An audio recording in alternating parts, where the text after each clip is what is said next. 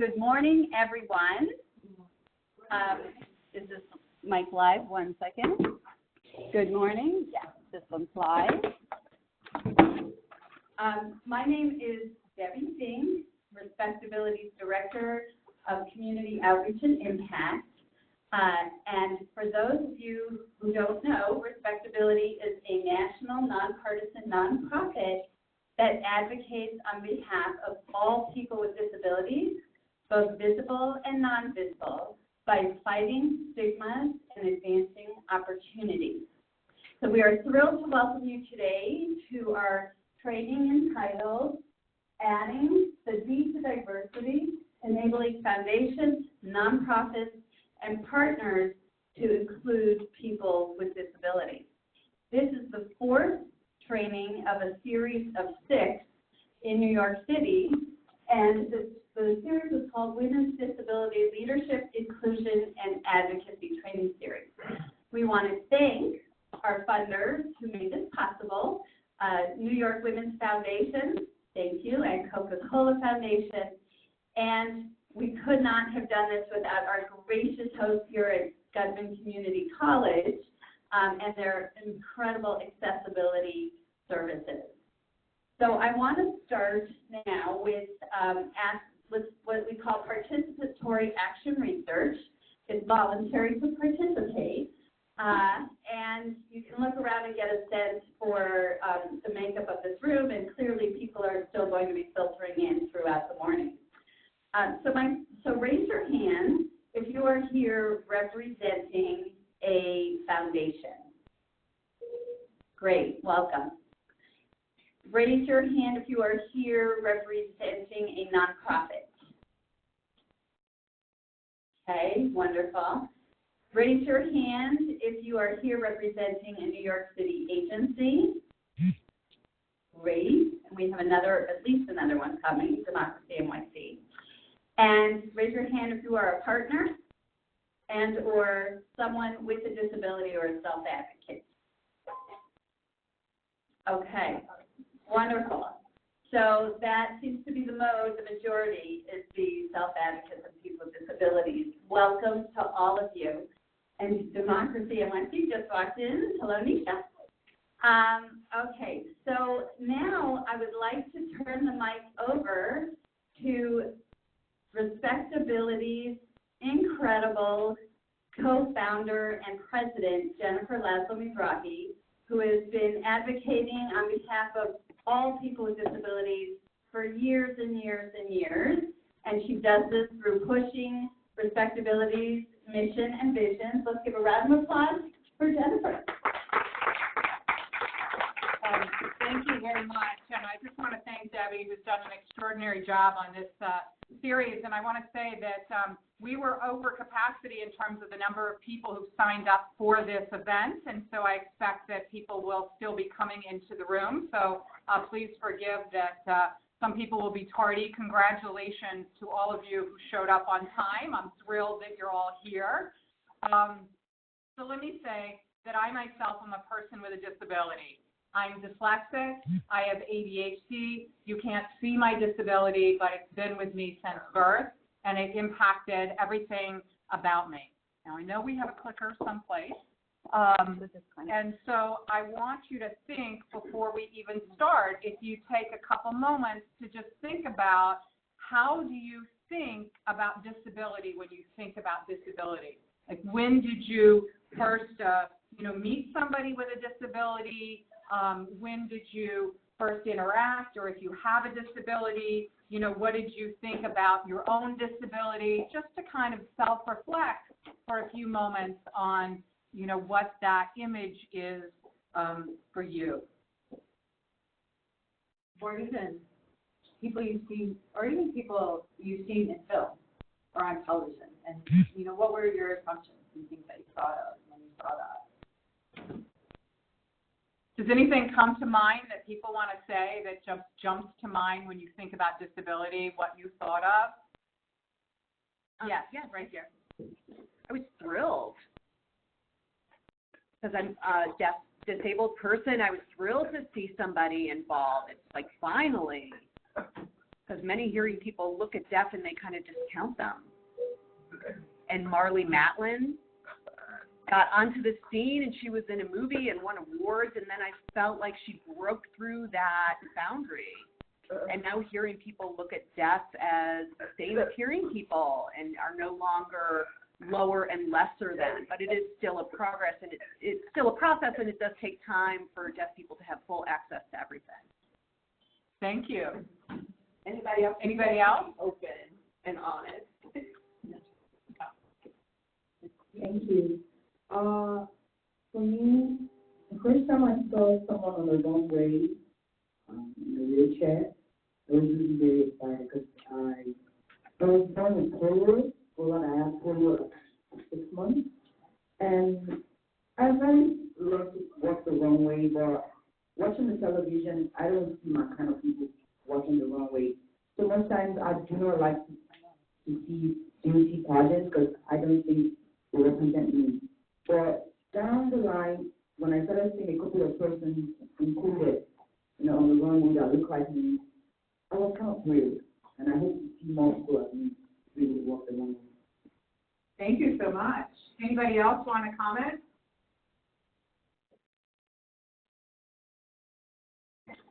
I don't even like. Oh, yeah, you might. Okay, hi everyone.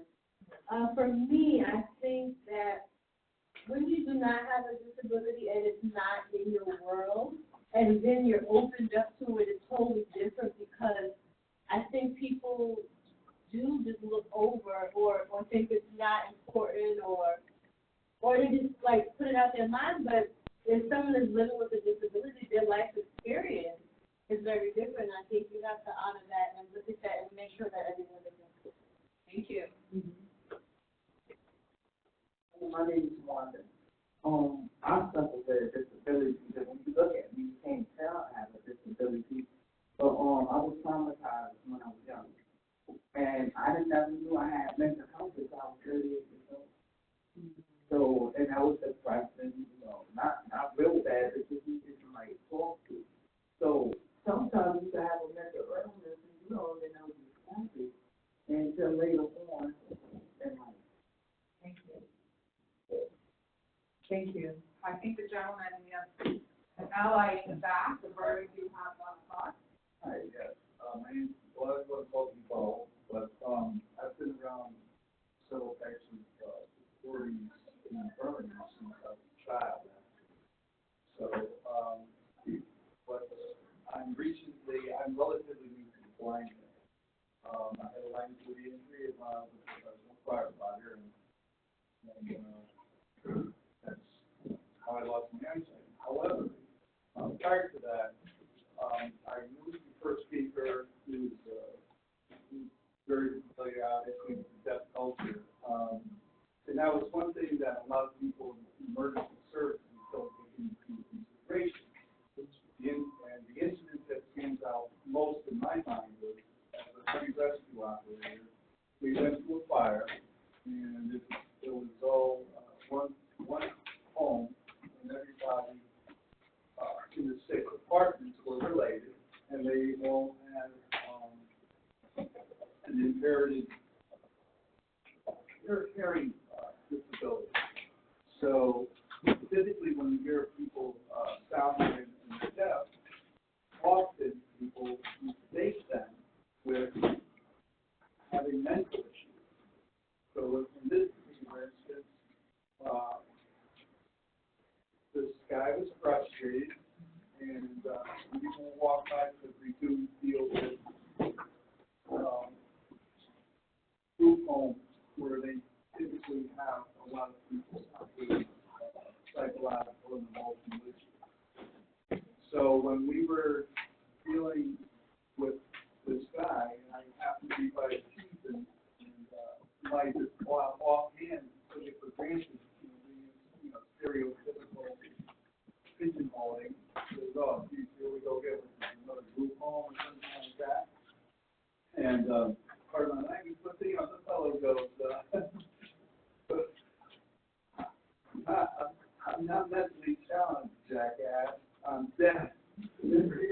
So And that opened my eyes. So, and my next door neighbor is very impaired, well, she was deaf since birth, and I had her teach me sign so that I would be even more prepared to deal with another part of the community that we don't often recognize as being part of our job in service. Thank you so much. Yeah, thank you. Thank you. So let me introduce my co-presenters, because I'm up here with what I consider disability royalty. I am with Candace Cable here, and Candace is a 12-time Paralympian medalist in multi-sports. So she has competed on the global stage and brought back the medal for the United States of America. And she is also a 6-time winner of the Boston Marathon wheelchair category. And not only is she a champion athlete, she is really probably the most prominent activist on behalf of people with disabilities in sports and recreation anywhere in the world. So that, for example, there's prize money for winning the Boston Marathon. Why shouldn't there be prize money for people who are in the wheelchair category, just like the runners? And should that money be the same? It's not. She has been really the leading proponent for athletes with disabilities to really be on the world stage as champions. Tatiana Lee is really a superstar in Hollywood, fighting for access and inclusion and equality and representation for people with identities that we don't usually see on screen. And so she'll be talking more about that. But I want to go through just a few statistics before they share some of their personal reflections. The first is just how common disability is. Fully 1 in every 5 human beings on Earth, 20% almost, lives with a disability, 1 in 5. So the disability community is actually a very, very large community, very large community. Additionally, 51% of people have an immediate loved one with a disability. So if they don't have a disability, they might have a sibling, a parent, or a child with a disability. So it literally impacts the majority of people in our nation. Thirdly, is that disability is very, very varied, which means that you cannot see that I have a disability because I have dyslexia and ADHD, but you can see that Candace and Tatiana have disabilities. Do they have an invisible disability too? They might not. People who have an invisible disability because of the stigma around it generally have not yet felt comfortable or safe in many spaces to express that identity publicly. So people who live with mental health conditions frequently, or chronic pain, or other kinds of disabilities are frequently not self-disclosing and not getting the support that they need or the accommodations that they need to be as successful as they can be, number one. And number two, some of the most successful people on earth, as you'll see in the next slide, are people, actually, was that the next slide? Hold on. Right there, are some of the most successful people on earth do live with disability. So disability impacts all races, all genders and orientations, and all ages.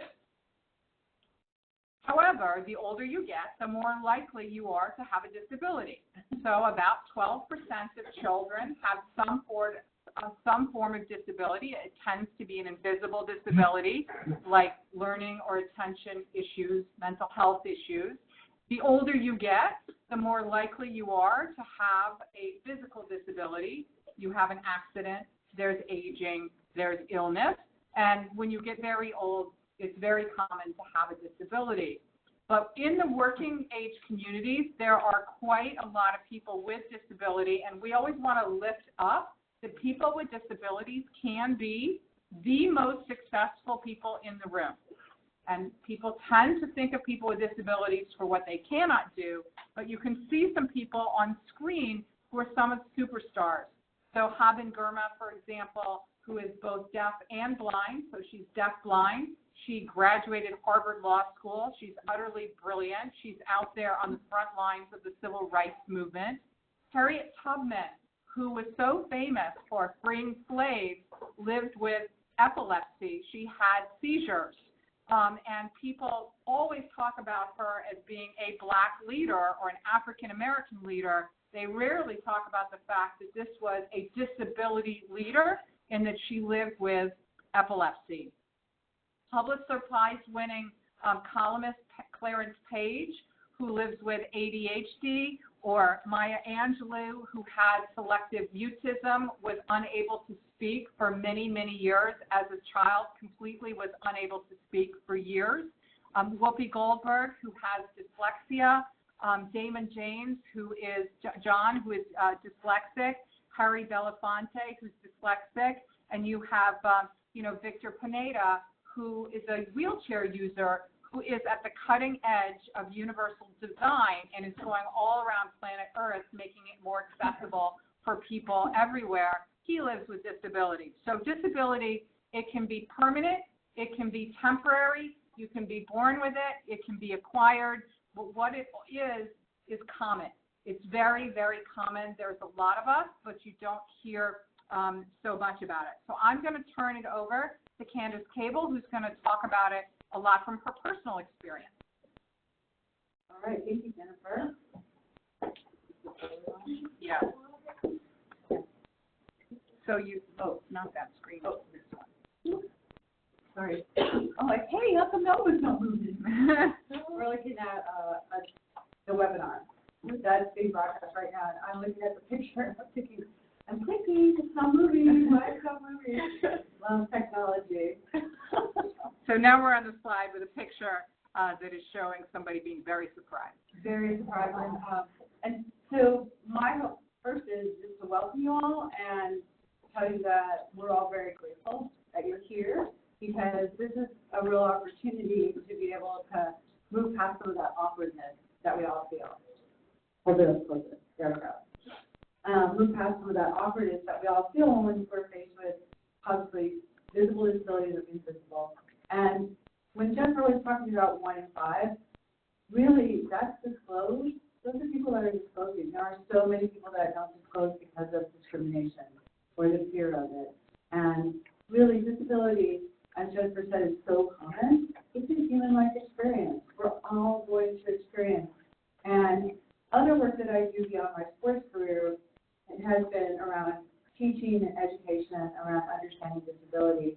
And my hope is that when I do this work for non-disabled people, I'm creating allies in the disabled community, and for them to understand that it's not just about those people that we're creating this access and inclusion, it's for all of us, because we're going to need it.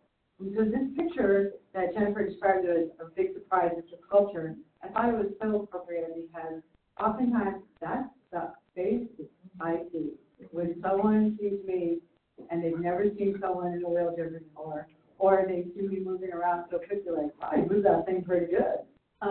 Well, holy smokes, I hope so.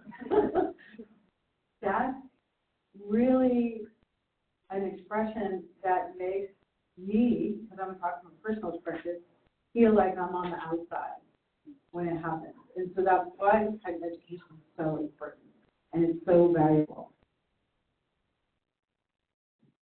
And what happens when someone has that kind of face is we move into fight or flight. Yeah. When we have that face, right? Yeah. Mm-hmm. And we're like, whoa, what's that? Oh, scary, might hurt me, I gotta get away. And when we're in fight or flight, we lose all empathy. We don't want to know anything about this thing that might be dangerous. We want to get away or figure out on another plane what it is. And when we're in that place and there isn't empathy, we're not able to really connect as people. And so without education and understanding and the unfamiliar, then we never get to that place where we can work together to create access for everyone. And, all right, ooh, it's me. So this is, oh, I apologize. This last picture was a cartoon of a person's face, and above their head was a person running away or a person getting ready to fight, which is fight or flight. And these pictures, these are some pictures of me. And the first picture is when I was a baby, and I'm standing in a playpen, and my mother is looking at me, and it's about 1960 style, so I was born in 1954. And the second picture is of me when I'm 10 years old. I'm standing facing the camera, looking at the camera. I have some dark pants on and a white shirt. It's actually my Campfire Girls outfit, and I'm getting ready to go to camp. There's a bus in the background and a lot of people. And then the third picture is me at the age of 17, and I am swinging on a swing, wearing a short skirt, white shoes with a little heel on them, and I have bunny ears because we were doing a yearbook shoot, and they were having the girls pose as Playboy bunnies. Woo! So clearly, I did not grow up with a disability, or at least a visible one. I grew up as a non-disabled child with every opportunity that you could think of in the world. I'm white, so I have that type of privilege. And we were middle class. We were rich. We weren't poor. We had enough, and we had family and friends, and it was a middle class community. But I really grew up with the idea that I could be anything and do anything. And in 1975, at the age of 21, I was in a car accident that sustained a spinal cord injury that resulted in my legs being paralyzed, and I had to use a wheelchair for mobility. And in 1975, there were really no images at all of people that used wheelchairs. In fact, I probably, when I think back, I've never even seen anyone in a wheelchair besides maybe a grandmother type looking person, and that was it. Well, as soon as I had my spinal cord injury, came out of surgery, and they told me I would be using a wheelchair, I thought my life was over. I thought I was broken, no one would ever care about me, and I would live in an institution. Where did that idea come from? Where did it come from? From a girl that grew up with all that opportunity in her mind and vision. It's societal overlay of unconscious bias around disability. And that overlay into everything we do, everything we think about. And it's everywhere. It's our language. It's the way we see things. It's the way we interpret things. And when that happens, that also creates that fight or flight syndrome where we don't want to connect because we have the unconscious bias. We have to really be aware of our own unconscious bias. So we benefit us all to do some exercises of just going through your day and noticing when you hear that little voice that goes, well, that's like blah, blah, blah, blah, blah, and there's a bias that you put out there, just jot it down, pay attention without shame or judgment, and then move on and realize that you notice this bias you have. It's not a bad thing or a good thing. It's a thing. And if you can benefit in some way by letting go of it, let it go. Let it go.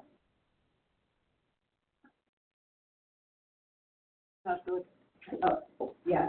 So this is a picture of Candace, me again, in Wilmer. I'm actually out of the country in Europe, in Armenia, and there is a very, very steep ramp in front of me. And there is no way I can push up that. And I would be incredibly frightened to push down it. And above it, it says that you have to ramp the human mind before the rest of the ramps will work. And that, thank you, Jennifer. Because we have slides over here on the side for so anyone that can't see that I'm trying to cue off of. Clearly, I'm PowerPoint dependent when I'm visual. So with that, I want to bring forth how important it is to change our attitude about things. So that, if we think about the word disability and the language that's around it, it's broken, it doesn't work, it's, unable kind of thing. If we begin to redefine what disability is as an identity and really look at as something that people are positive, someone who adapts, someone who's capable, someone who has a new perception on the world, redefine what disability is and begin to change our attitudes of what we think it is. Because really, it is a human life experience that we're going to have. And there's so many positive benefits that come out of it. I have many friends that use wheelchairs or blind or deaf or amputations, variety of disabilities, and invisible ones that say, my life is better. for them. It's giving you your perspective.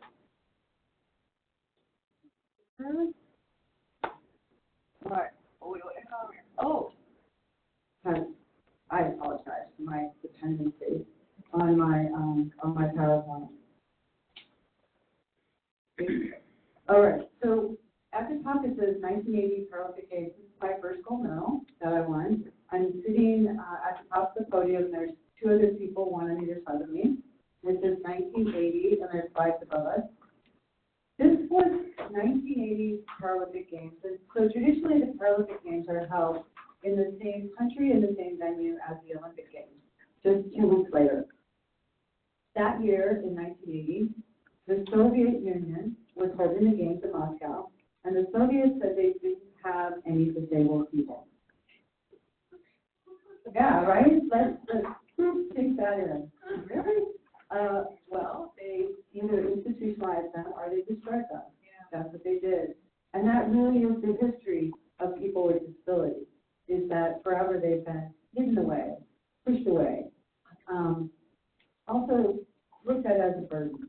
And those games and sports have a real opportunity to break down the barriers. The cooperative play has been proven to create double the empathy when you're in cooperative play. And one of the games that I did some research on, they said Rock Band is a game that creates this amazing amount of empathy when kids are playing it together. And so one thing that happened in London 2012, during the Paralympic Games, actually 2 weeks before, they created a program called A Million Kids to be able to educate on disabilities and Paralympic sports. And what they did was they had a kit that had a couple Paralympic sports. One was goalball, which is for blind athletes, where they wear blindfolds, and they play a game with a ball that has sound in it. And another one was sitting volleyball, which is for amputated athletes. And the kids, all non-disabled kids in all the schools, played all these games. They learned about Paralympics, they learned about disability, they went through all the different disabilities, and then they had a competition. And in that competition, they won a day with David Beckham. Who wouldn't want a day with David Beckham, huh, lady? I mean, really? I don't know. Well, yeah, I guess she probably, right? So moving on. I knew this was a girl thing, so I had to bring that up. Well, that project changed the make and look of the nation around disability. During the Paralympic Games, there were non-disabled kids that were putting cardboard around a leg to pretend they were amputees because they so wanted to experience. Empathy was so deep and so strong, and it went from there to build opportunities for people with disabilities in the UK. And they really are one of the leading nations for people with disabilities. We still have a lot of work to do, but they're one of the leading nations. All right, so we'll move through this model, a little historical journey here. So the three models that have traditionally been looked at for disability are the moral, there's the charity, and the medical. So medical is, oh, you're broken, you need to be fixed or cured, you know, it's not a good thing to have a disability. Charity is, you're not capable of taking care of yourself. Again, it's your burden, we have to take care of you. You can't work. People around the world have been told they can't work. In 2016, I was doing some work with the Paralympic Games in Rio, and the people that were organizing said they wanted to get 5% of the population of their workforce with disabilities. And they kept trying to get people with disabilities to work. And they kept saying, we can't work. We've been told we can't work. We've been told we can't work. So why would you want us to work? So this overlay of society, constantly building on it. And then with the meta model, it's a sin. Or that in many countries, it's actually a shame on the family to go with disability. Then historically, we have laws. We have laws that have come forward that really put disability in the back room, hidden away. There were the ugly laws that came forward that said that people with disabilities could be out in public. Then, which one is that one? Oh, yeah, sterilization. Wait, I'm old enough. I need my bus. So powerful, independent. All right, ugly laws in sterilization, the forced sterilization, because people with disabilities weren't allowed to have children. That they couldn't be mothers. There was no way. And the whole idea that someone with disability would actually have sex is beyond imagination for so many people. That the human life experience that people with disabilities should have as a non-disabled person, people thought they didn't have, that they were aliens. So in these laws, my God, these are like into the 1950s. This movement around understanding disability and including disability is so young. We're really at the forefront of it, and it's really an exciting time for us to be here. All right, so this is one of my favorites, because denial is a human superpower. I'm totally convinced.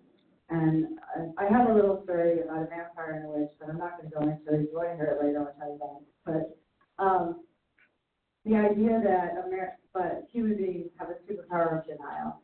We deny aging, we deny death, and we deny disability, and we're all going there. We're all getting there. And it's time to get on the train.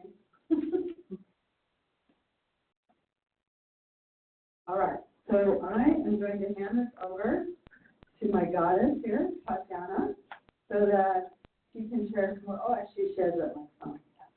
She can share more of her experience, and we can go deeper into the experience of disability.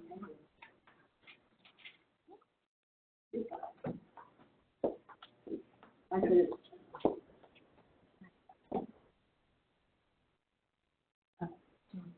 Yeah.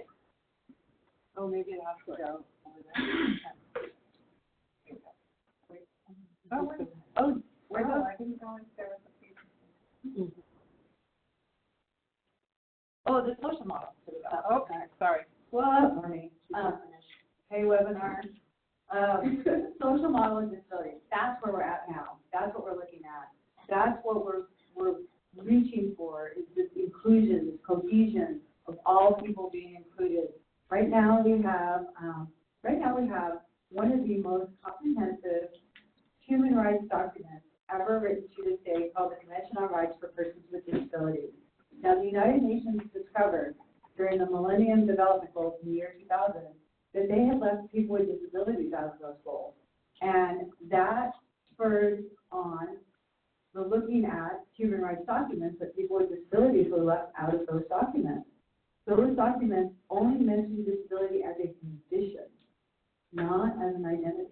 And so the CRPD, the Convention on Rights for Persons with Disabilities, written in 2008, it's been signed and ratified by almost every country in the world except for 4, and the United States is one that has not ratified it. We got some work to do. And now we have the Sustainable Development Goals, which are 17 goals that are from 2015 to 2030 that the global community wants to reach, and disability is mentioned 11 times in those goals. So we are being included in the conversation now. And a social model means that we're included in everything. There is nothing without us. And I think there's one more. Yeah. And this is the 504 demonstration, which is kind of the catalyst that brought forward the ADA, the Americans with Disabilities Act. So in 1973, the Rehabilitation Act was written so that public federally funded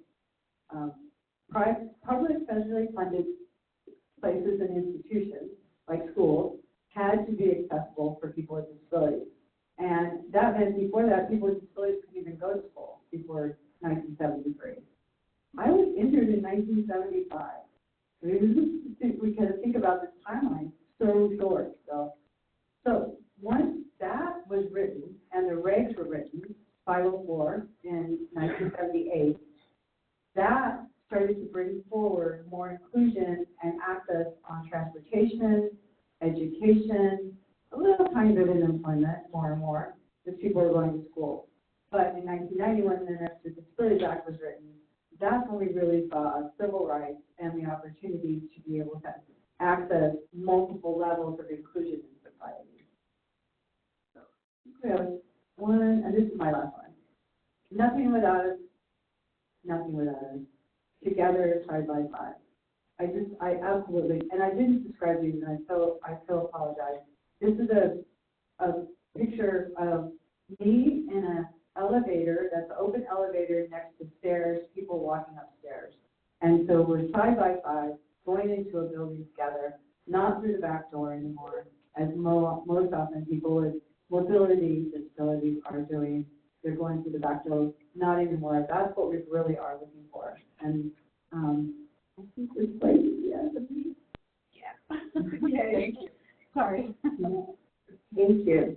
So, hi, thank you so much, you guys, for being here. Like, this is so awesome, and really, really appreciate this. So, just to tell you a little about me, I'm going to share a little of my story. My life started out a little bit differently than Candace's. I was born with a congenital birth defect called spina bifida.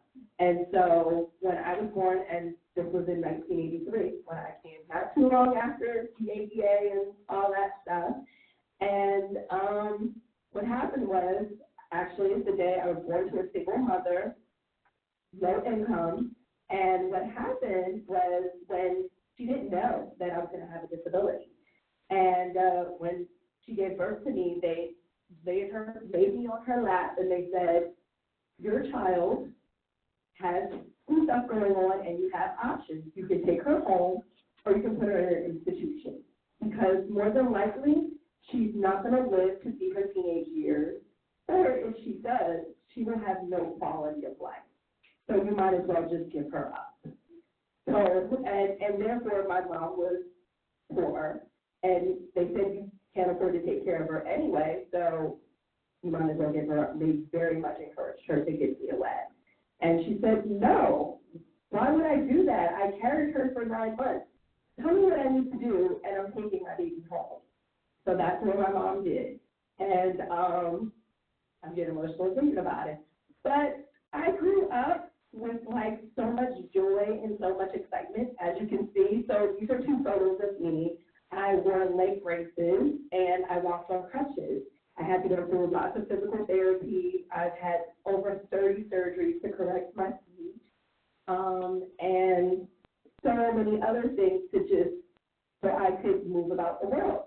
So this is when I was about 7 years old, and as you can see in the photos, I got my hands on my hips, and one, I'm wearing sunshades, and I thought I was so cool at a 7-year-old, and I was destined for Hollywood. And my mom always told me that I used to always have her do little mini photo shoots out in front of the yard, and she would just go along with it. And at that point, I had so many dreams of things I wanted to do. I wanted to be a doctor. I wanted to be a lawyer. I wanted to be an actor. I wanted to be a model. I wanted to do everything. And then when I was about 8 years old, my mom had to sit down and have that conversation with me. And it wasn't a typical conversation that you would have with an 8-year-old. The conversation I had with my mom, and at first it started out with, and it came along because when my mom would take me out, adults and children alike would ask me, what is wrong with you? And I would say to them, nothing is wrong with me. What is wrong with you? Because I grew up thinking I was just a normal, regular kid. And so my mom had to sit me down, and I said, why does everybody keep asking what is wrong with me? Why is that? So she had to have that conversation with me. She said, well, you are what is called a person with disability. And not only that, you're also a woman of color. And so she said, people don't really look at people of color or women of color as valuable. And then she said, not only that, you have a disability, so therefore you have no value. So people aren't going to expect much of you. So she says, if you don't accomplish anything, it's okay. But she said, if you want to accomplish something, you're going to have to work twice as hard, you're going to have to be twice as smart, and you're going to have to really fight like hell every day you walk out of this door. And so that was the fight that I had every day. And imagine going out into the world, and then every time you walk out the door, there's no curb cut or people staring at you. And so many things that you have to deal with, going to school, being bullied, and being picked on just because you're different and you don't think you're different. So that was me at 7. So what happened was I'll go back a little bit. So I went through education. My mom really fought really hard for me to get a proper education, to maybe sit in my IEP meetings. And if I don't know if you know what an IEP meeting is when you go to school, if you have a learning disability or a disability, actually if you have a disability, they automatically categorize you as having a learning disability. And so you have what is called an IEP, and it's like they adapt the program to your education to you. And so she would make me sit in the IEP meeting, and she said, you need to learn all of this stuff. And she taught me really early about self-advocating for myself, which is something I really, really appreciate because a lot of kids today aren't taught how to self-advocate for themselves. So she would sit me in the IEP meetings and she says, do you have anything to add? Do you have any concerns? And certain things like that. And I had to engage in the IEP meetings, take notes, all those things. So my mom really trained me really, really early. And she would do rewards for me. So I was able to go to the mall and get a new outfit, or I was able to stay at a friend's house. And I had so many other things I had to learn just to go out and be in the world. Like I also have a neurogenic bladder, so I have to catheterize myself. So at 8 years old, I had to learn how to catheterize myself. Otherwise, I couldn't go and stay at a friend's house to stay the night. So those were certain things that I had to learn as an 8-year-old. So imagine going to school, elementary, just dealing with typical elementary stuff, but then you also have to get physical therapy, go to IEP meetings, learn how to self-catheterize yourself, and so many other things. And so I later on went to college. I did not finish due to I do have a learning disability. I have a condition called dyscalculia, so I don't understand numbers and things like that. So I did go to college, but I did not finish math because of my dyscalculia. So I see numbers and different things differently. It's hard for me, but I was a marketing genius. I could take anything and I could sell it to you. Like I just knew. My mom would sit me out with chips and lemonade. I knew how to pitch something to you for you to buy it from me. So I ended up going to school and majoring in marketing. And what happened was I had people tell me, I said, well, I want to be an actor. I want to be a model because I don't see anyone that I could look up to. I loved looking at fashion runway shows and magazines, and I subscribed to 17. I was a constant subscriber of 17 magazine, and I never saw anyone that looked like me. I barely saw women of color, let alone someone with a disability. And so I really wanted to fight for that. But then when I had people, I would want to work with photographers or wanted to go to open castings for acting as a young child, and people would tell me, that's not something you can do. No one's going to ever want to see a Black girl with a disability model or act. And maybe you should take your marketing degree and go manage someone or go work in advertising and do stuff when you're behind the scenes because no one's ever going to want to see that. And I would not take no for answers. So in about 2010, I moved to LA, and I said, you know what? I'm going to take all this knowledge I learned, and I'm going to figure it out. I don't know how I'm going to conquer Hollywood, but I'm going to figure it out.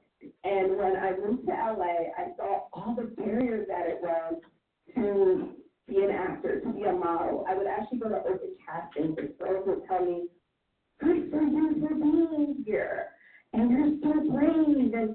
And I would say to them, what's so different from me than you? The only difference is that I use a wheelchair. You don't.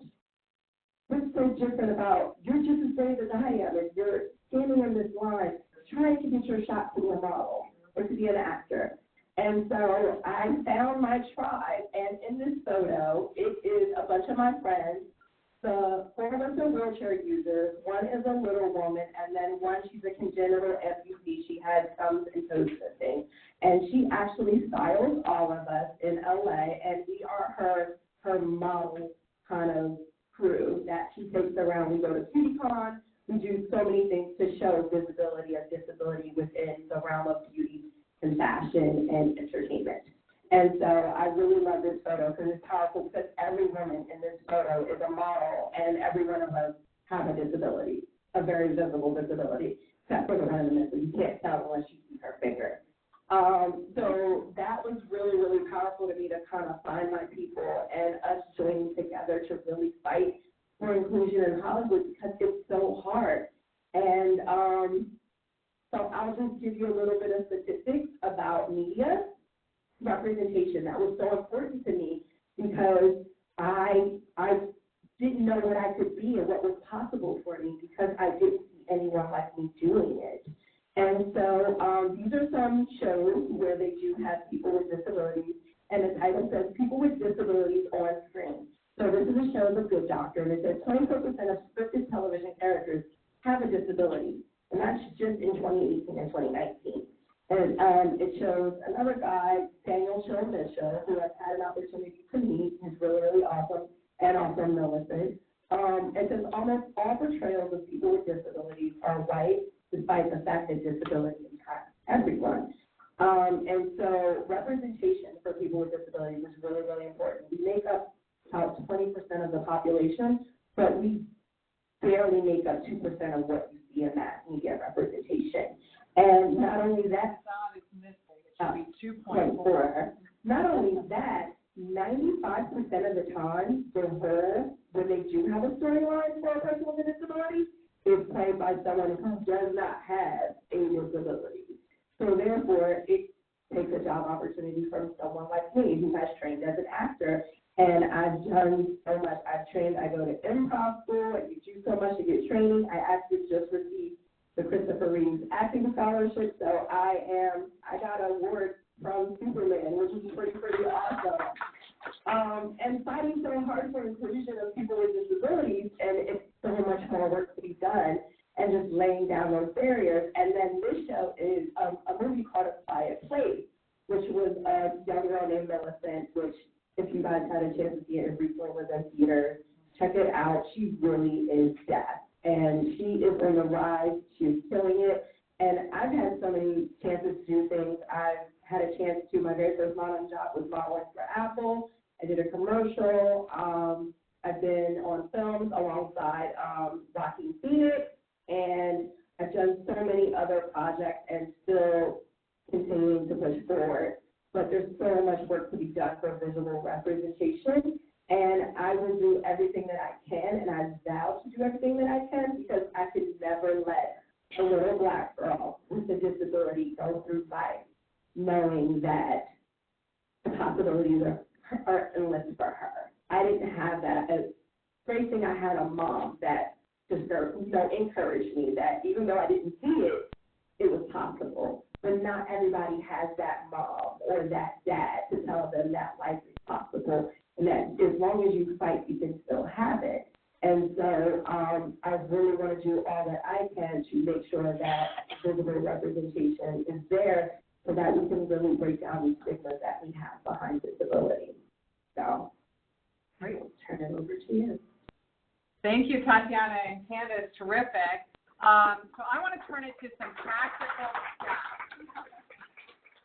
This is really great. I want to turn to some practical steps that people who are running events or running organizations or running companies can do to be inclusive of people with disabilities. So I'm going to run through some of them because I think it's really important for every single organization to really lead from the front, to be inclusive of everybody.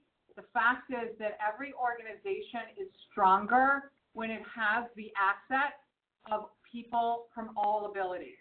And when you're trying to solve a problem, you're always going to be the most successful when you have people with lived experience who can bring their innovations and their solutions forward. So I want to give you some practical inclusion steps. So the first, and it's a picture of Tim Cook with Tatiana, and she told you that she modeled with Tim Cook, who I think everyone now calls Tim Apple. Can I explain about this just really quick? Please do. So I am actually a consultant for accessibility at Apple, which they work on accessibility, and I had an opportunity. I was there actually speaking to the employees about disability inclusion, just like I'm doing with you. And the next morning we got up, and some other friends of mine, one was last one is blind. And they said, "Come learn to meet you guys."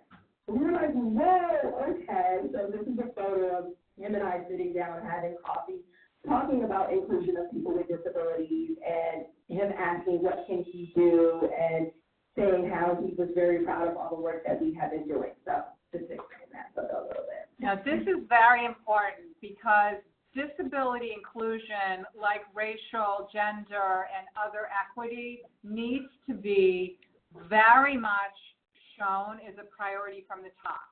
When you have an organization, the president and the CEO, or the chairman and the CEO, both need to have that diversity as a priority so that everybody understands that this is not just for the disabled population or not just for the people of color or for the women. It is for everybody. It's for the best of the organization. So very important that the people at the top are very vocal about this being a top priority of sort of a value of an institution.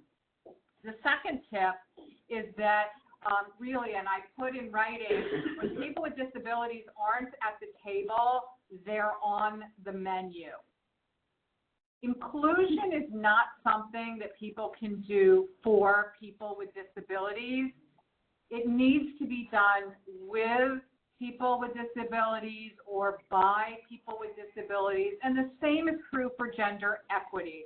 I'm very glad that there are some men that came to our event today because even though it's sponsored by a women's organization and all female, panelists, we need men to be allies for the women's movement.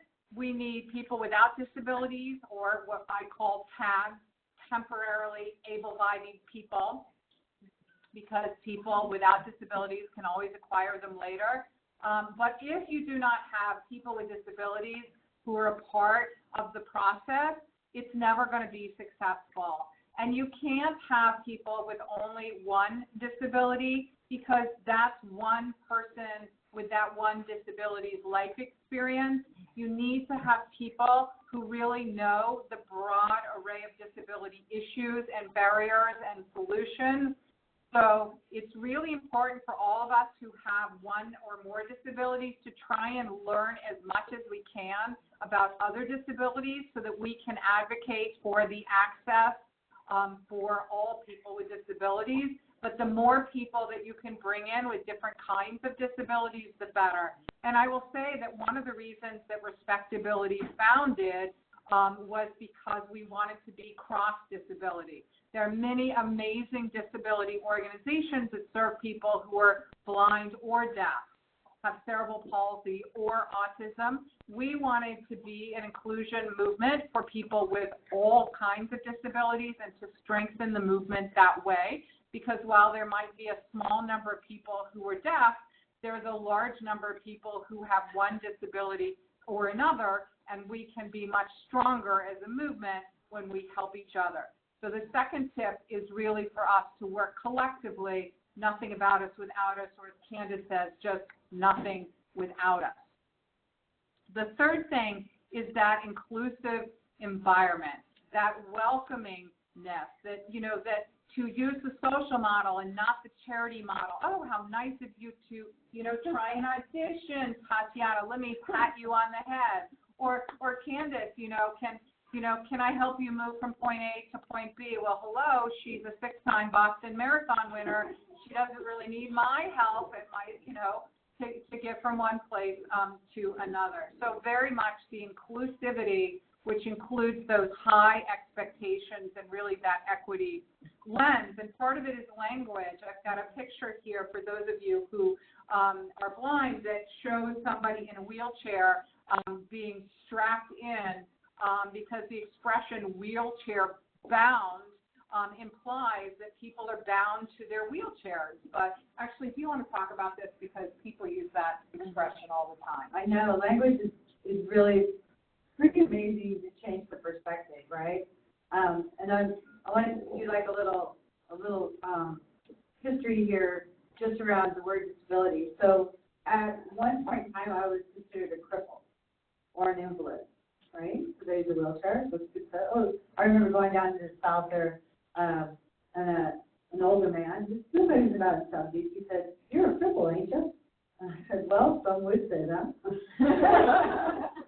And, but that's, that's what he knew, and that's the word that they used. That was the generation. And then I was handicapped. That was the word, handicapped. And now the word evolved to disability or disabled. And we're defining that as how we want to be seen as individuals with an identity that doesn't mean we're broken or unable. It's empowering. And that's the definition that's being expanded. So language is super powerful. And with media, using language like, oh, they suffer from, or they're bound to their wheelchair, or they're inflicted by. These are all negative stereotypes. Or overcame. Oh yeah, that's so great. We were up on the Capitol Hill, part of an event, and we were talking about disability, and someone mentioned about someone overcoming their disability, and no, actually people don't overcome their disabilities because they work with them and they work through and around, but they don't overcome them. It's not something to overcome. That's the negative stereotype, and language really defines how we see things. And so there's a whole list of things, and it's available out there on the web of things you say, you should say, and you should say. So, for example, for little people, dwarf is also acceptable, but midget is not. That's a shift in language that we're doing, and it's always evolving. So one of the things I want to say about language, and for all of you is, and for us, because we're learning too, is you're going to make mistakes. Do not be hard on yourself. Forgive yourself and do better, and ask how to be better. That's all you have to do. You have to keep asking. As Jennifer said, I can do a lot of things myself, but if I need help, I'll ask for it. I truly will. And so I want you to be gentle on yourself, but be strong in the movement. Thank you. And let me just add, because the next slide, which is working with people, not for them, is really important when you want to be an ally to any marginalized individual or group. I'm a person with white privilege, and it's important to me to have equality with people of color or people with other kinds of identities. And I'm learning the lexicon. I'm trying to learn more about, racial justice issues, and it's a learning journey. And these sorts of journeys that you're on for inclusiveness are not like light switches that turn on and off. They're more like a dimmer switch where you have to push to move things forward, but it's not like you read a book and the next day you're going to be perfect. You're going to make mistakes. I always use the expression ATP, ask the person. If you have a question about how to do it right, ask somebody, I want to be sure to include you in this event. And I know that you may have some access issues. What do you need so that you can fully access this event? And one of the most important things is every single event that you organize should have a place on it that says, we welcome people usually people say, from all races, ethnicities, genders, yada, yada. The word disability should be on that list. But then afterwards, you need to say, to request an accommodation, here is who you contact or how you contact to let people know. Or if you're going to offer a sign language interpreter, to put it on the information so the person who's deaf knows that you want them to come just like anybody else. Because frankly, experience of a lot of people who are deaf is that they're frankly not wanted enough that people will pay for a sign language interpreter. So if you put on your flyer that you request accommodations, let us know, then people know they can request a sign language interpreter. So I went too fast. Way too fast. Hold on. Got the heavy sound going. Yeah, I got the heavy sound going. So I just want to say this is some of our posse from Los Angeles. A lot of Tatiana's crew. But I do think that it's very important for the disability community to include people of all racial, ethnic, religious, and other backgrounds. And I say that because the disability movement overall has been led by white parents from a two-parent family who have relative privilege, who then have a kid with a disability, and then they're all about helping that kid move forward. And every parent wants to do the right thing for their kid. I mean, I'm sure that even those people who tried to bribe their kids' way into college, as we all see in the news today, thought that they were trying to help their kid. But if you really want to help your kid, you have to help the world be a safe space for all kids. And that means that we have to make sure that the disability community and our leadership is very diverse, because disability impacts people from all backgrounds. These are links, and this PowerPoint, you're going to be sent this PowerPoint, which is fully screen reader accessible for people who are blind, has some links, and this is to a link to RespectAbility Toolkit, to Tapability, to AskJan.org, because these are some free resources to help you include people with disabilities. Every organization should have an inclusion statement. It should have a statement that says that our organization welcomes people, whether they're from a racial, gender, and other background. Again, the word disability should be included. We've done an inventory. This is really something, if you want to really kind of surprise yourself, go to the websites of all the organizations that you're involved in and go to the search function and put in the search engine, the word disability, and see if it ever comes up. And if it comes up, it might be that they have a policy that says that they include people with physical disabilities. Well, if they put in the word physical, that implies they won't welcome people with an intellectual or a mental health or another disability. So that's an excuse for an opportunity for you to reach out to the organization and say, hey, great that you want to include people with physical disabilities. Maybe you didn't intend to do this, but do you mean to discriminate against people with other kinds of disabilities? Or can you take the word physical off your website in your quality statement so that people know that you want to serve people with all disabilities? Can I say something about that really quick? And then sometimes they still aren't accessible to people with mobility or physical disabilities. I've seen people say that they are inclusive of disability, and then either their building is not wheelchair accessible, or they'll say, oh, we have an elevator, you just have to go up 2 steps. That is not accessible for me. I need no steps. So check that out, because that has been an issue that I have run into a lot. Where people, because they'll say, oh, no, we're totally inclusive and we're accessible, you just have to go up 2 or 3 steps. Like, no, I can't do that. How about talk about which entrance? Oh, yeah. The back entrance.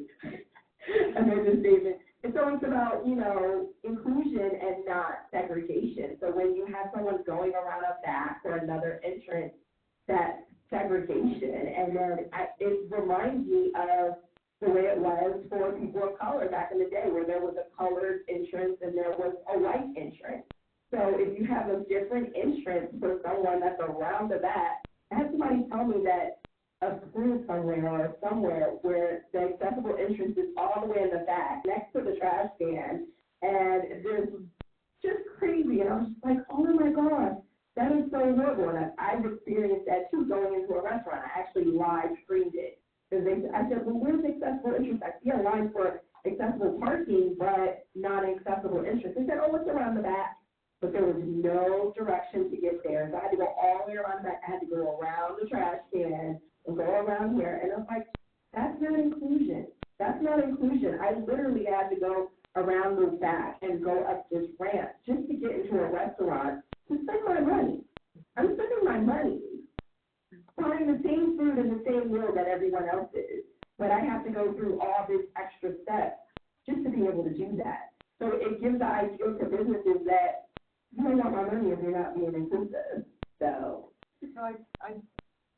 and there's another piece of that, because that means Tatiana misses the whole social experience of going through that front door with everyone else, And what if there's some display that's really unique? She's not going to see that. She's not going to be a part of that. And that's why that side-by-side is so important, because oftentimes, because in the ADA there's this compliance issue, people will do the minimum to make it compliant because they're not connected to it personally, because they don't think it's really about them, that they have to do it. And there's some resentment around that until they get the idea that when you're being told to do something, people feel resentful. But if you realize that there's a personal stake in this, that this is really about you, and it's not just those people, then we're going to make it so that everybody has an equitable experience. And so really think about that social when you're walking through a country, like, how would someone in a wheelchair get in here? What would this be like for someone who's blind or someone who's deaf? You know, would they be able to participate in the whole experience? Because that's really about inclusion. That's really about inclusion when that happens. Thanks. So the next thing is to be sure to include people with disabilities in your marketing. You heard Tatiana talking about how she wanted to see people like her in the visuals on TV, but that's the same for your nonprofit organization or your government agency, that there should be people with visible disabilities, whether they use a cane or they have a service animal or they use a wheelchair. They should be in your pictures.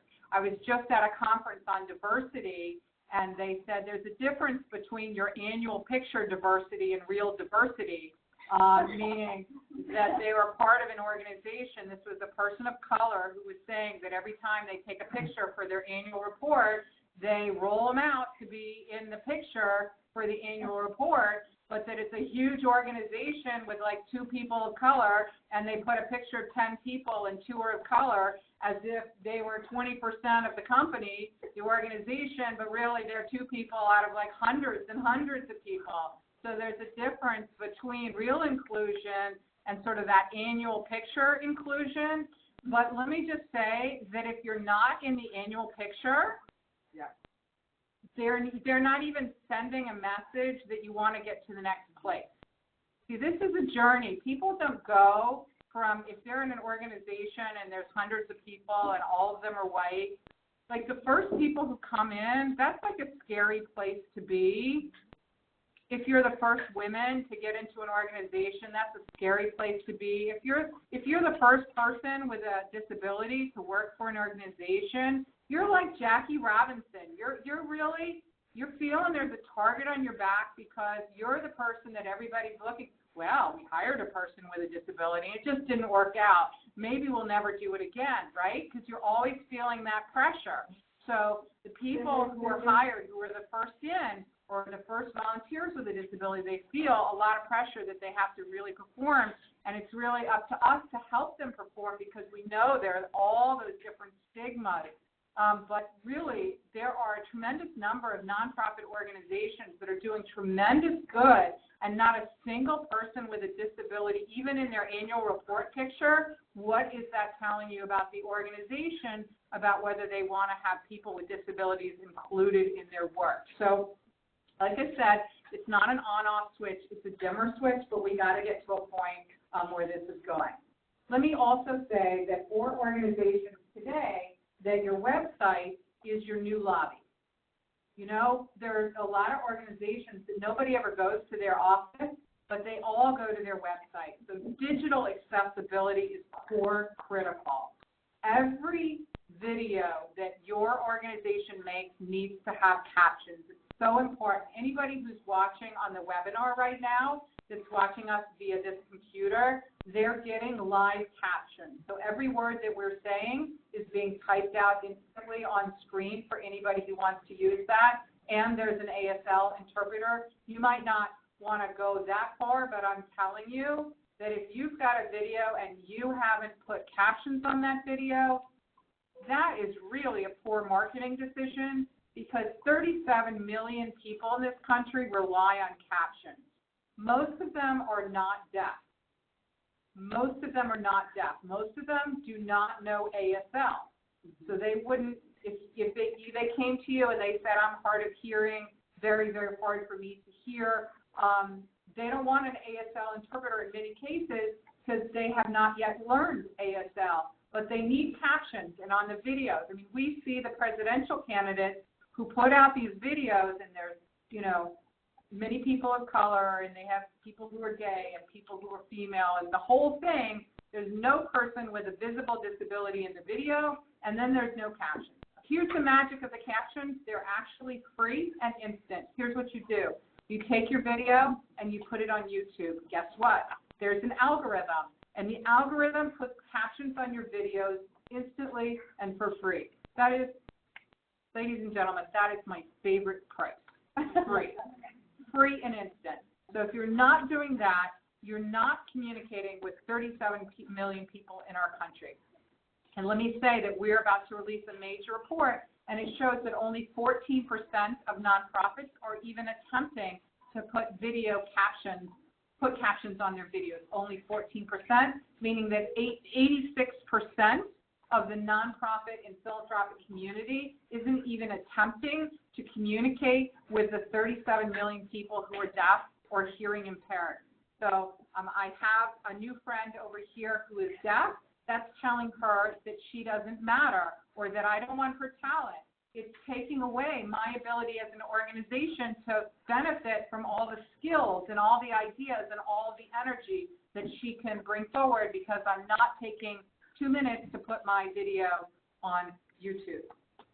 Additionally, for people who are blind, it's important to label your photos so people know what is on screen.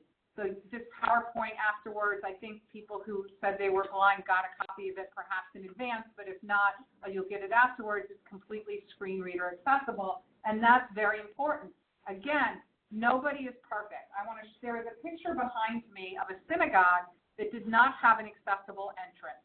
So anyone who was a wheelchair user couldn't go to the synagogue. Of course, the word gets out, if you're a wheelchair user, don't go to the synagogue because you can't get in the building. So they decided, they had an inclusion committee, they wanted to fix that, so they're fixing it. So they didn't want to just fix it and be done with it. They knew that everybody thought they couldn't get in. So they put up a big sign with a wheelchair picture that says, "Pardon our inconvenience while we're doing our renovation." There's a big renovation site because they're putting in actual ramps, and essentially they want to advertise to the neighborhood, like, hey, we're open for business. We want you to come to us. We understand we didn't get it. We know that. We'd like to get it now, and we'd like to have you participate. So really, when you're on that journey, to really share that you're on the journey and let people to participate. There are a lot of checklists, and there's a link here to some checklists for your event to make sure that, that people can participate. So that you can be accessible. And I will also say that the Chicago Community Trust, which is a nonprofit funder in Chicago, has a really fantastic inclusion guide for nonprofit organizations with great checklists, and there's a link to it as well. You can also use vendors who hire people with disabilities is another way that your organization can really help. People with disabilities, interestingly, are more likely to start their own businesses than people without disabilities.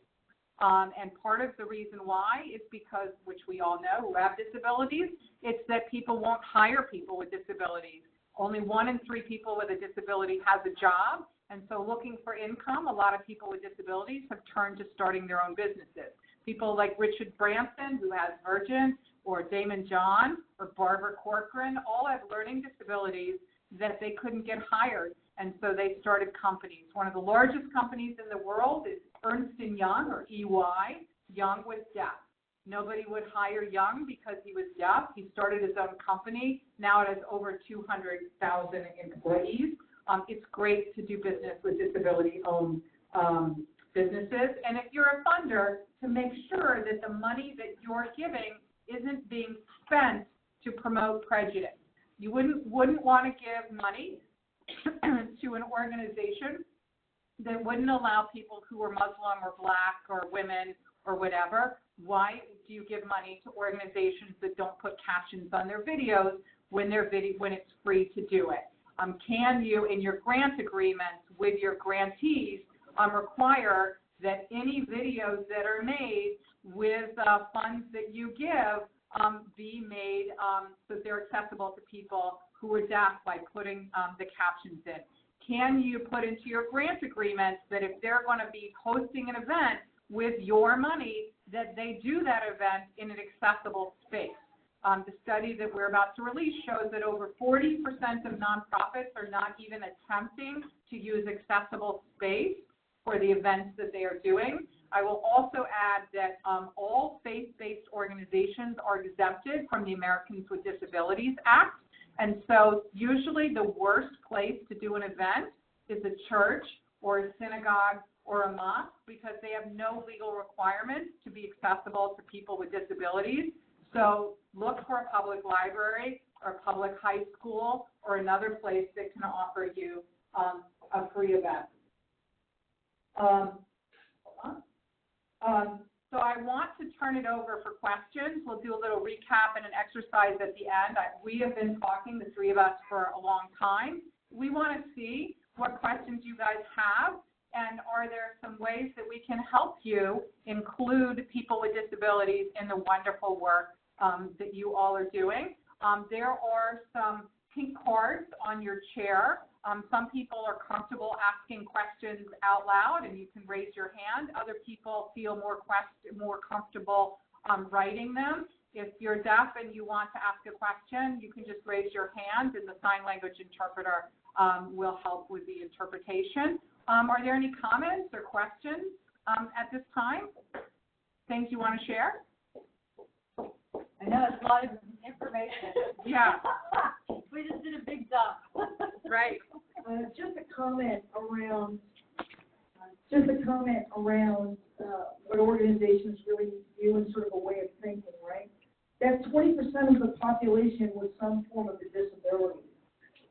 Not only do they need employment, but they are a large population that products and services need to be, provided for, right? So as an organization, if you're trying to, whether it's raising money or doing whatever, that's 20% of the population that your particular business, if you're not focused in that area as a possible customer in some way, whether it's a product or a service or whatever, that's 20% of the population sales you're missing. This is not something to do because it's nice to do. This is something to do because it's good business and makes economic sense. And I think when you can couch it in that, you can get a lot more support from businesses, from people who are trying to raise money from just the level of engagement. If we're talking about inclusion, we want 100% of the population and resources that are available using all of those assets and all of those tools to make this, make this city, this country, this planet a better place to live, right? So we need to your point earlier about language, it's really important that we talk about what we can do.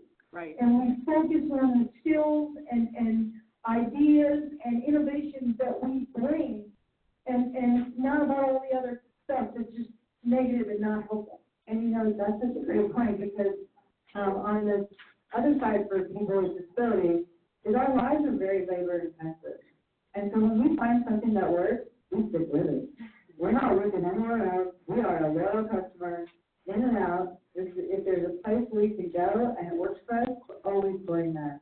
So it's something to keep in mind that this is a group of people that will be there once they are given something that works for them.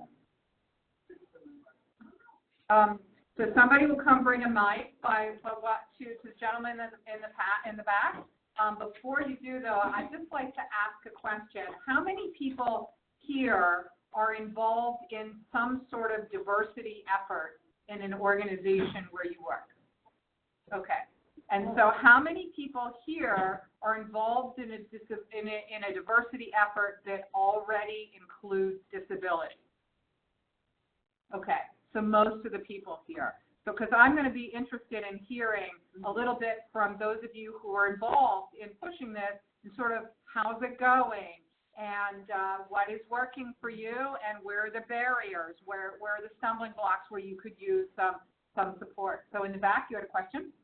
Well, it's not so much a question, it's an observation. I shared with someone earlier that I made 3-minute video. I was sitting in front of the White House Okay. So, anyway, there's a 3-minute video in front of the White House past Labor Day, developing a sense of social awareness and self-advocacy while hiring persons with disabilities. And everyone, it was a powerful video in my estimation. However, in hindsight, and I missed one thing, a passion. Right. Passion. So outside of that, if you have the opportunity to check it out, it really touched upon many of the same things that you guys were expounding on. And it was, I thought it was a great presentation by all the great presenters. Great. Thank you. So there was another question, and then I'm turning to you guys with a question about how's that, disability inclusion effort going? What's that process like? But I know somebody had their hand raised. Actually, so both of you, each of you. Thanks, Gabby. By the way, I didn't introduce, this is our board member, Gabby, who's just tremendous. So we're very glad to have her support for this. Hello, everyone. My name is Tatiana. I work at Vision Services, a nonprofit, and I'm in the workforce department. So 50% of my job is trying to network with diversity and inclusion specialists working in different companies to educate them about how they can be more diverse. And since we're on the topic about hiring people with disabilities, it's so funny. I go to so many meetings to try and engage these diversity and inclusion ambassadors, they call themselves, or recruiters, or specialists. I think 99% of the time they don't associate with having a disability themselves, or sometimes they're women, but they're not women of color. And as some of you may be aware, there's these consulting companies whose services that you can hire, companies can hire, to create like a diversity and inclusion agenda for your company or a plan on how to do it. And I'm sitting at these meetings and have panelists and focus usually, which is also important, I'm not going to say that's not important, focuses almost always on being more inclusive of having women in your workforce, or people of color, or people belonging to different sexual orientations. But disability is not even addressed. And I'm kind of just sitting there, I'm blind myself, I use a white cane, so I'm sitting there with my white cane, kind of just watching the survey, and then I kind of have a discussion afterward when I get a chance with generally the directors of these companies who are hosting the events, that how come disability is never mentioned on your panel or in your discussion? Like I said, the other groups are also important, but you're ignoring a large population that is qualified and skilled. That was good. I've dealt with that a lot in the space of Hollywood, because I attend a lot of conferences that have to do with diversity and inclusion in Hollywood. And a lot of the times, instead of going to them and talking to like a specific person, I will bring it up in the Q&A. Like, I will, like, loud and proud. I said, you guys talk so much about diversity and inclusion. That's great. Thank you so much. But you guys never mentioned disability, and you never heard about 20% of the population. I'm probably doing this different one every time, but I always personally bring it up, and I think that is great to do, and I think we have to continue to show up and keep bringing it up until they get it. So thank you so much for you going for this and doing that. So keep bringing it up. Bring it up in the Q&A. Call them out. It's very, very important, and that everybody is aware that they're being called out for it. Yeah, let me add on to that. So let me add on and just say, I actually have come to the belief that the thing to do for somebody like yourself, who's a person of color and blind, is that you literally should Google every conference on diversity that is within a certain mile range, and you should send them your bio and say, I see that you're doing a conference on diversity, and I don't see that disability is on your agenda. Given that 20% of people have a disability, I'm wondering if I can offer my service as a panelist so that you can ensure that this part of the conversation is included. And I must say that being pushy is really, really, really important. So I mentioned we're about to release this study. So it's just been mind-boggling to see the answers from the nonprofit space. So we ask people if they're not doing disability inclusion, what is the top reason and what is the second top reason? It could have been legal risk. It could have been it's complicated. It could have been that they're busy with other priorities. The top two answers are stigma, implicit bias, but very close to that was literally nobody has ever asked me to do it. Nobody has ever asked me to do it. So for everybody in this room that works on disability inclusion, particularly if you have lived disability experience, I really invite you to write to every conference about diversity, whether it's a women's conference or whatever the topic, and say, and even if it's not a diversity conference, to say it's a conference, if you're an, Ela's here and she is, she works in finance. And I bet you they're not putting out panels with all men anymore, even though it's finance. They have a tally that they realize if there's 5 people on a panel, at least one of them better be a person of color, and at least one of them better be a woman. And ka-ching, ka-ching, if they happen to be a twofer, all the better. People are actually in rooms making those calculations when they're putting together their panels because nobody wants to be called out for having a non-diverse panel. So no matter what your profession is, you should go to them. I went to a conference.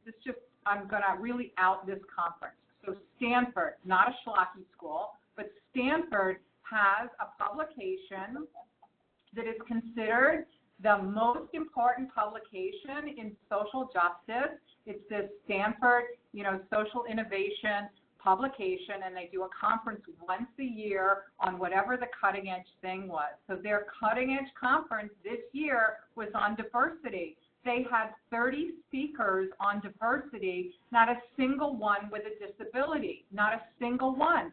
So I wrote them to say, oh, what a great conference. I noticed it works with my calendar. I would love to speak at your conference. So they didn't invite me to speak at the conference, but I signed up anyway. And they invited somebody who does disability dance. She's a wheelchair dancer. She's local. They knew her. She's fabulous. It was great. She presented what she does in her space, which was phenomenal, but not on the other aspects of disability. So, of course, I showed up, and I raised my hand, and I asked questions. But this is Stanford Social Innovation Conference on Diversity. Their welcome reception was held in a building that was not accessible unless Tatiana had come in through the dumpsters, number one. Number two, there were 2 people who were deaf. No sign language was offered, and there were no live captions, and there were no captions on the video. Again, this is Stanford's Diversity Conference this year, 2018. So we have to ask. We have to ask. So I see you had a question, and then I want to hear, oh, wait, new person asking a question right there in the back. I was just going to say this has been a great morning, and thank you very much for that. I work at City Hall, and I work in the bullpen. So that's like the key place to work in. It is the first time I, with disabilities, have ever sat in the bullpen. And I think that's so sad because there should have always been people with disabilities to be present. And so I would like to work with all of you guys to think about how we make City Hall more accessible. So like, for example, just Monday, I met with people to make the ramp so that they expensive. So, okay. To do on the actual outside, which are like beautiful gateways that we have to get into the building, but I have to go from the back way with my team. And I was like, how can we do like stairs and do other things, like basic things? How can we get Braille on all our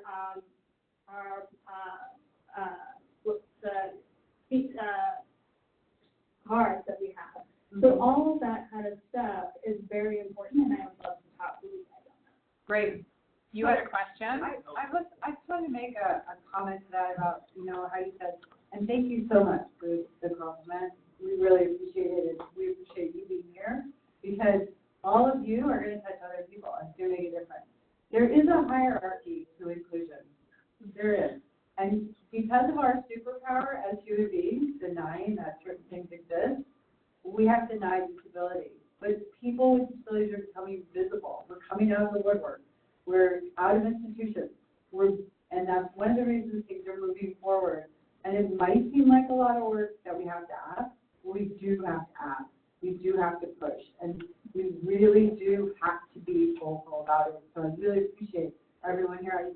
But I want to recognize that hierarchy, because there is a hierarchy. There's a hierarchy in disability. There's hierarchies in all kinds of stuff. And there is an inclusion too. And we're coming out.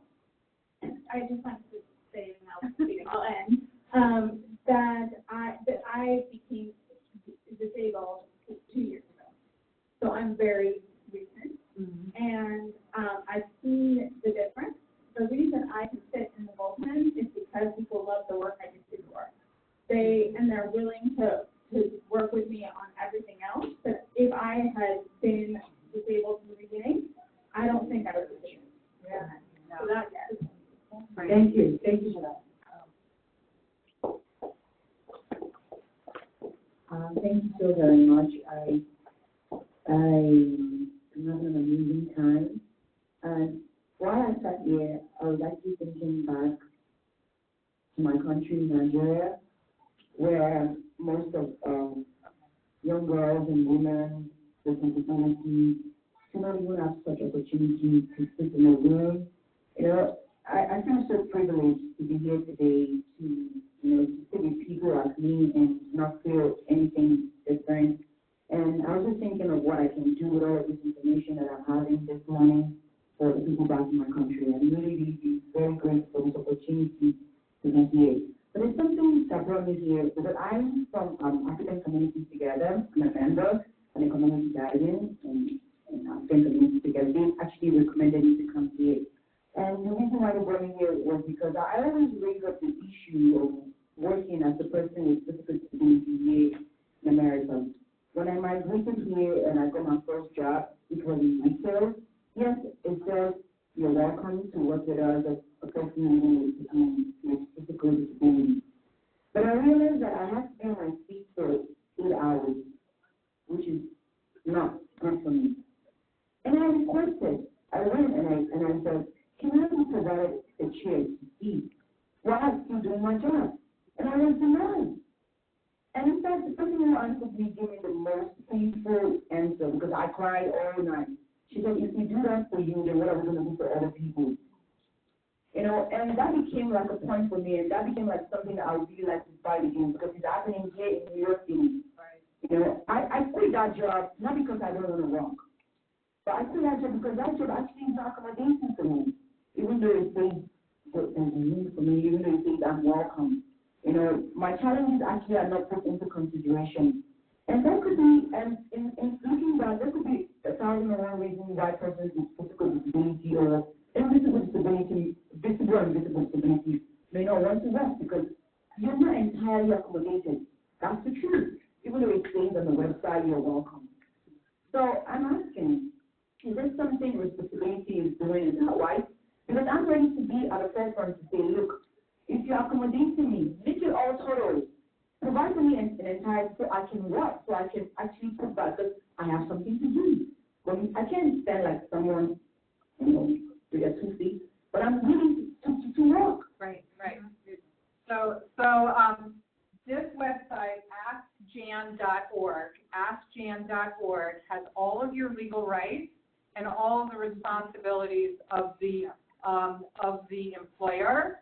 And it's a free website, and if they don't have the answer, there's actually a number you can call, and they can help support you. So I won't go into your individual situation, other than I know for a fact that situation is on that website, as are many more. I want to hear from people here, what are some of the things that you all are doing in your own diversity journeys to include people with disabilities in your work. I saw a lot of hands go up of people that are, let me hear from somebody new though.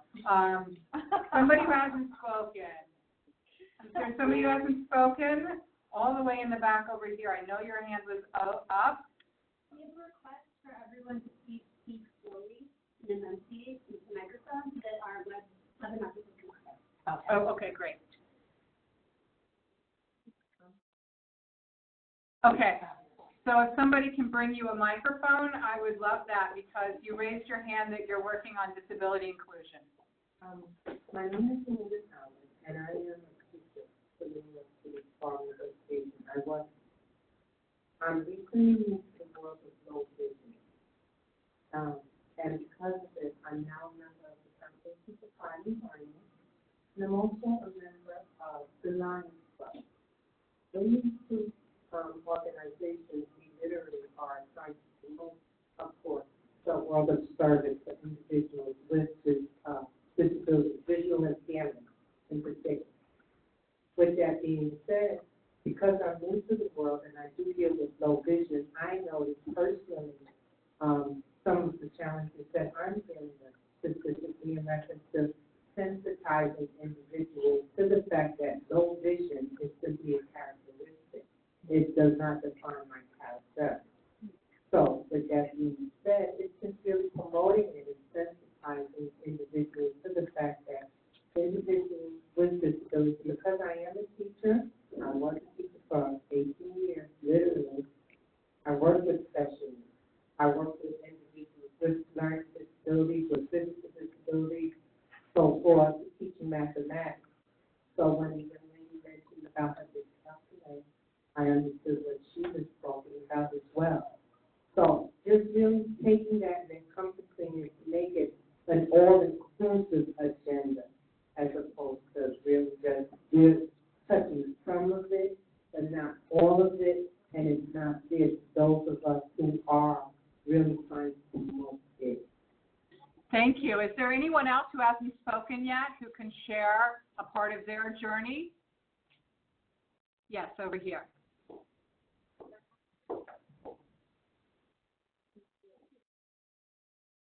I'm just going to share something that might help as well, just with your thoughts about things, because you said she was a teacher. I work with Access VR, which is a state agency that works with people who have disabilities to help them give them accommodations to work. And my job is to go into the DOE schools and teach to the teachers and staff about the Access VR process. But what I see and learn is that a lot of teachers, if you're not teaching special education, they're very unclear of how to work with people who have disabilities. So remember, everyone's path starts in school, but if teachers are unaware of how to work with people who have disabilities, they also grow up to not know how to self-advocate. A lot of times, families and parents don't know anything about disability or how they can help their child. They're in the dark a lot. And these are the young people growing up who don't really know what they can do. A lot of times they've been told that they cannot do things. And so they grow up, when they get to Access VR, they feel that they don't have anything to offer or to give because they've grown up like that. So to me, that's part of the perspective as, yes, we're helping disability be known and seen.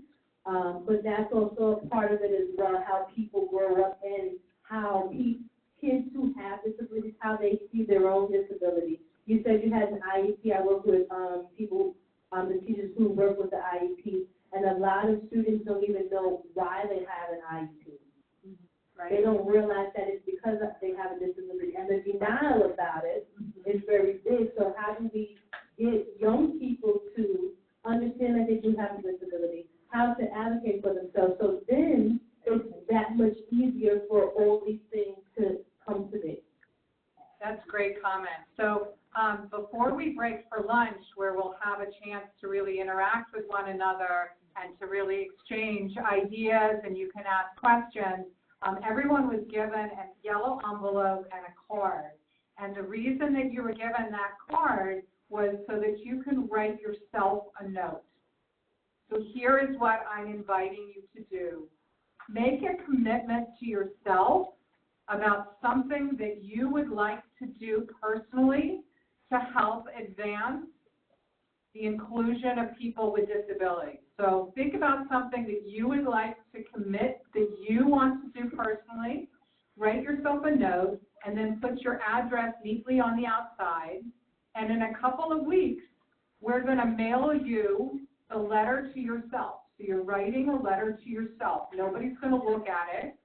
You're going to write a commitment. And if you're blind so you can't write on this, you can text it to yourself, or you can text it to Debbie, who can send it to you in 2 weeks.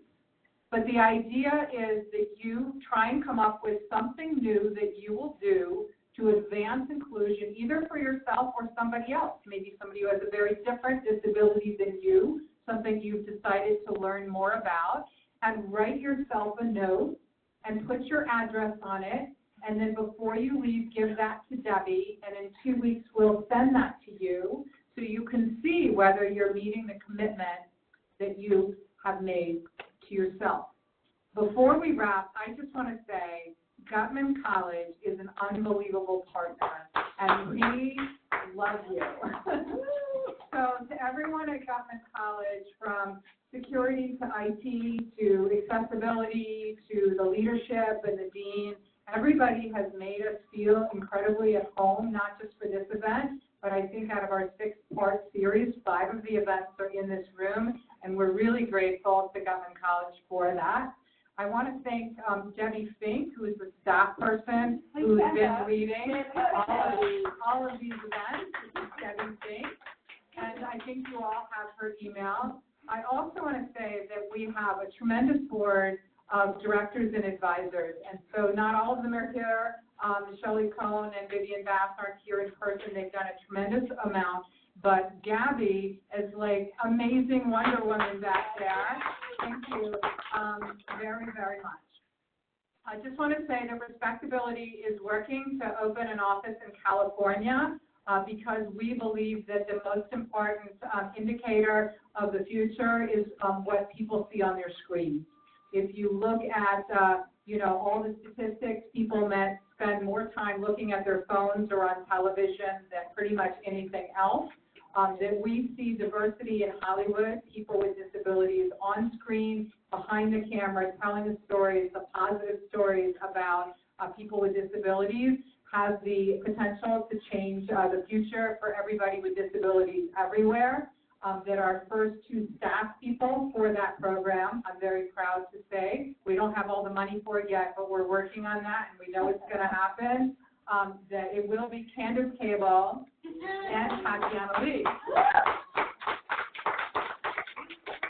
And there's a third person who is with us today that we always also know we want to have in that office, and we're really, really excited about Matan Koch hopefully also joining us because this is going to be really important work. But New York is very central. I want to give you a couple statistics. So all of you are going to get the PowerPoint. At the back of the PowerPoint are a lot of stats. First of all, huge number of people with disabilities here.